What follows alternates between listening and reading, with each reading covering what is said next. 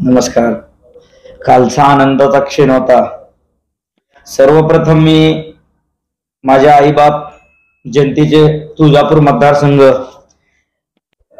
तेथील मतदारांचे खूप खूप आभार मानतो आणि तसेच विशेष करून तुळजापूर शहरातील सर्व मतदारांचे, माझ्या आया बहिणींचे, सर्व पुजारी वर्गांचे, मग ते पाळीकर असो, भुपी असो, उपाध्ये असो व नागरिक, की माझ्या आव्हानाला प्रतिसाद देऊन भरभरून मताधिक्य राणा जगजितसिंह पाटील यांना दिलेला आहे आणि त्यात त्यांचा खूप खारीचा वाटा आहे आपल्या तुळजापूर शहरवासियांचा व तुळजापुरातील सर्व तालुक्यातील सर्व गावांचं त्यांचाही आभार मानतो की त्यांनीही राणादादाच्या विकासाला, त्यांच्या विजनला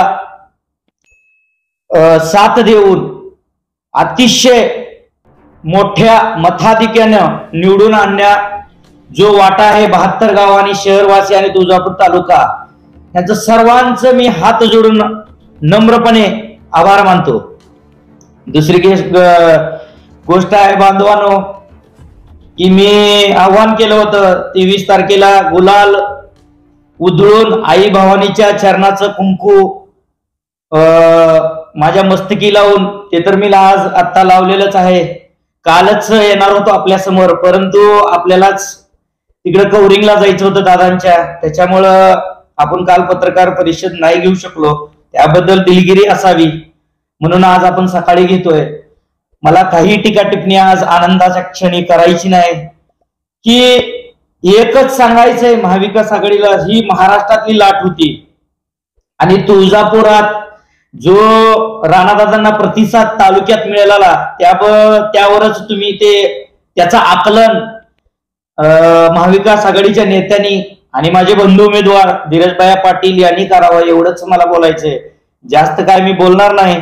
फक्त यापुढे जे मी वचन, जे आव्हान, जे राणादादांनी जे राहिलेले गेल्या 5 वर्षातले, मी म्हणलं होतं 80% काम पूर्ण झाले, 20% आणि येणारे विजन आहेत त्यांचे, काही तुळजापूर शहरासाठी असेल, मंदिरासाठी असेल किंवा तालुक्यातील मोठे मोठे प्रोजेक्ट असतील, MIDCचे पाण्याचा प्रश्न असेल, ते तर दादाने डिसेंबर अखेर, पण मी म्हणलो होतं की 6 महिने ते वर्षाच्या आपलं पाणी रामदऱ्यात 100% येणार आहे आणि ते येणारच आहे.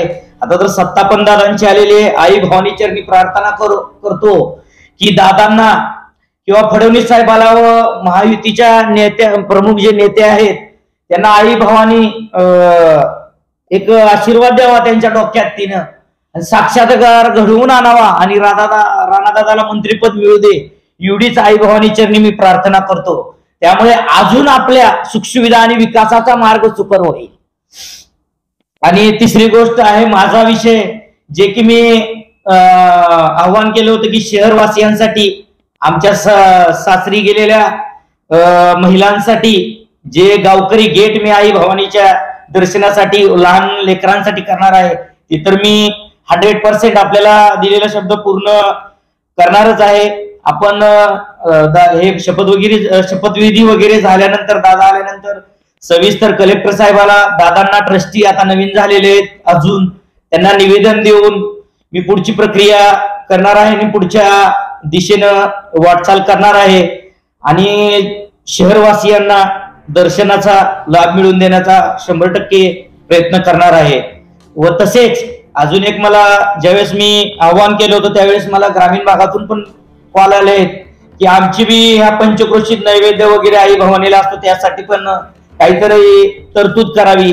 ते पण मी दादांशी व कलेक्टर साहेबांशी चर्चा करून त्याचंही मी त्यांना काय न्याय देता येईल दर्शनासाठी, ग्रामीण भागातल्या पंचक्रोशीतल्या आमच्या लोकांसाठी, भगिनींसाठी, मायमाऊलींसाठी, तोही मी प्रयत्न करणार आहे. आता काही जास्त टीका टिप्पणी नाही, आनंदाचे क्षण आहे. आपण विकासाच्या मार्गावर पुन्हा वाहत चाललेलो आहे. आता माघारी यायचं नाही. सर्वांना घेऊन आपण पुढे जाऊया. जय हिंद, जय भारत, जय भीम, जय शिवछत्रपती.